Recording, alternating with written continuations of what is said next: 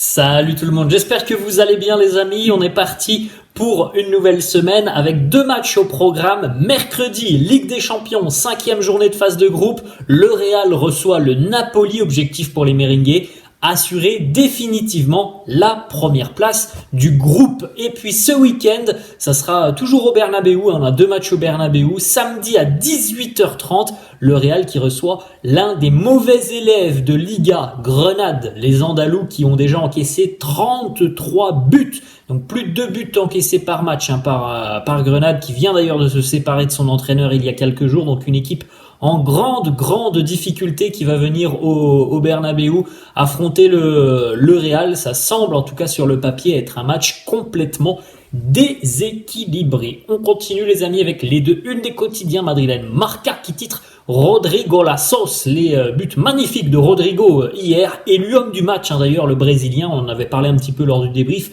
2 buts, une passe décisive pour Rodrigo. Ensuite, la une du quotidien AS qui titre Héroe por accidente, héros par accident. On rappelle, on en a parlé aussi un petit peu lors du débrief, c'est que Rodrigo a joué cette rencontre, mais il ne devait pas jouer. Une demi-heure avant le début de match, Rodrigo était annoncé sur le banc et c'est Brahim Diaz qui devait démarrer. Et puis au final, voilà, il y a eu un problème visiblement gastrique pour Brahim Diaz et ça a changé un petit peu les plans de Carlo, qui a donc décidé d'aligner Rodrigo, qui lui aussi était visiblement un petit peu gêné par des petits pépins physiques. On va regarder ça dans quelques instants, mais visiblement ça ne s'est pas vu sur le terrain. Vu le match qu'il nous a sorti, avec ce doublé plus la passe décisive, une grosse activité, beaucoup de bonnes choses, et bien voilà, c'est un très bon match de la part de Rodrigo. À l'heure actuelle, en attendant le match de Gérone ce soir face à l'Athletic Bilbao, le Real est en tête de la Liga, le Real est la meilleure attaque de Liga, le Real est la meilleure défense de Liga, le Real a le meilleur buteur de Liga, le Real est en tête de son groupe en Ligue des Champions et est déjà qualifié pour les 8e de finale. Donc on peut dire quand même qu'après 4 mois, on est assez satisfait, je pense, des résultats de l'équipe. Hier, victoire 3-0 du côté de Cadix, comme on l'a dit, l'homme de cette rencontre, c'est Rodrigo, auteur d'un doublé, et puis il a délivré aussi la passe décisive pour Jude Bellingham qui marque aussi pour son retour. Donc voilà, on avait pas mal de questionnements par rapport à l'état physique de Rodrigo, notamment de Bellingham aussi qui revient de blessure. Eh bien, on a eu des réponses assez rassurantes sur le terrain avec cette belle victoire. On regarde cette petite déclaration déjà de Rodrigo qui nous dit: j'ai appris seulement 20 minutes avant la rencontre que j'allais jouer. J'avais des petites douleurs au niveau des dents, j'avais aussi ce petit problème au niveau du genou, mais tout s'est bien passé pour moi. Donc voilà, ça confirme quand même que Rodrigo n'était pas à 100%. Depuis vendredi, on sait qu'il y a un problème au genou, et c'est pour ça, je pense que Carlo ne voulait pas prendre de risque hier.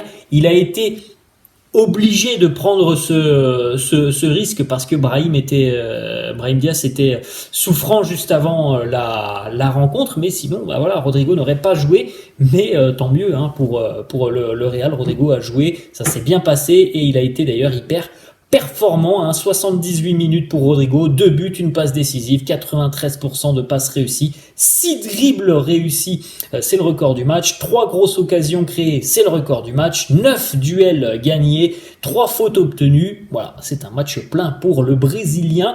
2 petites stats aussi intéressantes sur Rodrigo, qui est devenu le 3e joueur du Real à être impliqué sur au moins 3 buts au 21e siècle dans 2 rencontres consécutives en Liga. Donc avant la trêve, on se rappelle du match face à Valence, et puis donc hier face à Cadix, 3e joueur du Real après Cristiano Ronaldo, ça arrivait 7 fois à CR7, et Gonzalo Higuaín. Autre statistique sur Rodrigo, qui a marqué donc dans 3 matchs consécutifs, toutes compétitions confondues avec le Real, donc 4 buts sur ces 3 matchs, pour la première fois tout simplement en 183 matchs. C'est une première pour lui de marquer sur 3 matchs consécutifs, toutes compétitions confondues avec les Merengues. Pour rappel, les amis, un but, une passe D face à Braga, un doublé de passe D et un doublé de but face à Valence, et puis hier, doublé plus passe décisive.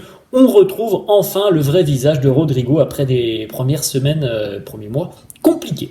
Une petite déclat de Carlo Ancelotti sur l'état de l'épaule de Jude Bellingham. Il nous dit: Jude va bien, il a encore des problèmes à l'épaule, mais il se sent bien avec la protection. Alors, on voit pas sur cette image, mais voilà, il y a certainement quelque chose qui maintient un petit peu l'épaule de Bellingham. Ça ne l'empêche pas de jouer, mais voilà, ça veut bien dire aussi qu'il y a quand même un petit risque. Hein, je pense.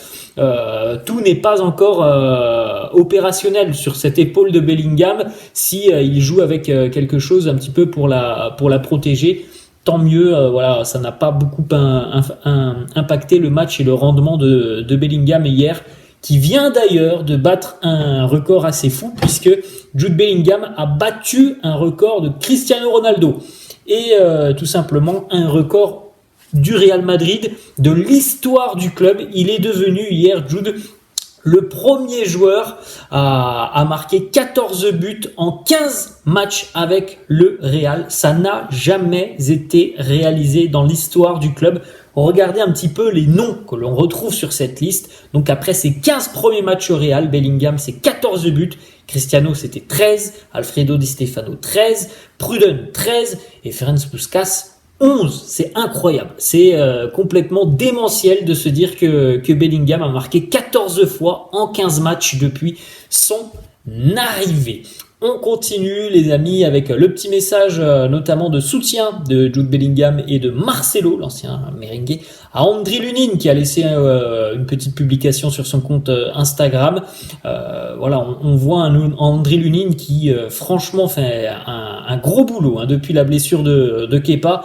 Il est hyper rassurant, il sort des arrêts déterminants, il enchaîne les clean sheets. Donc voilà, ses coéquipiers qui sont venus lui montrer aussi que tout le monde est derrière lui. Andriy Lunin cette saison, c'est 5 matchs, seulement 2 buts encaissés, 3 clean sheets, 20 arrêts. En moyenne, c'est 4 arrêts par match et 87% de passes réussies.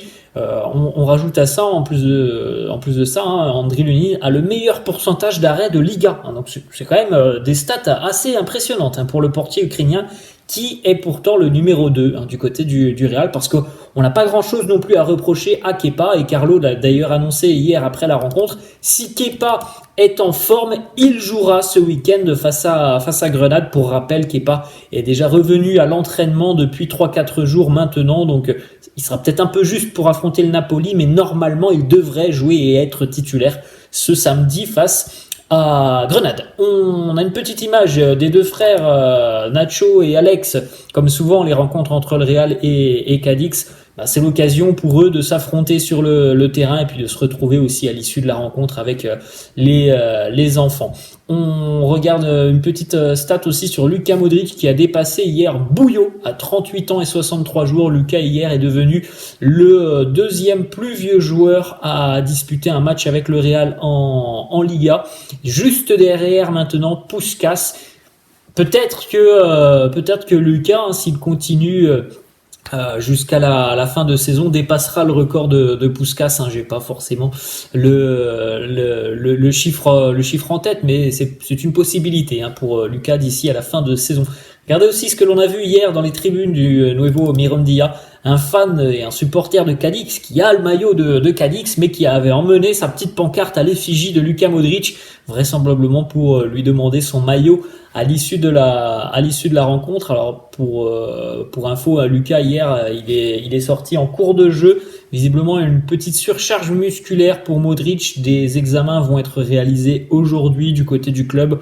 On n'est pas forcément inquiet. Il y a vraisemblablement une petite surcharge musculaire, mais ça ne semble pas être trop grave pour Modric.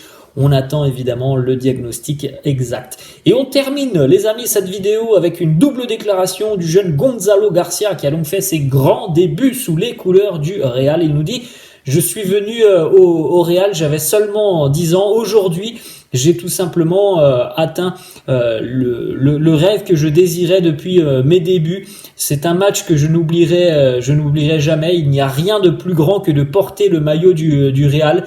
Merci à tous ceux qui ont fait que ce moment soit possible.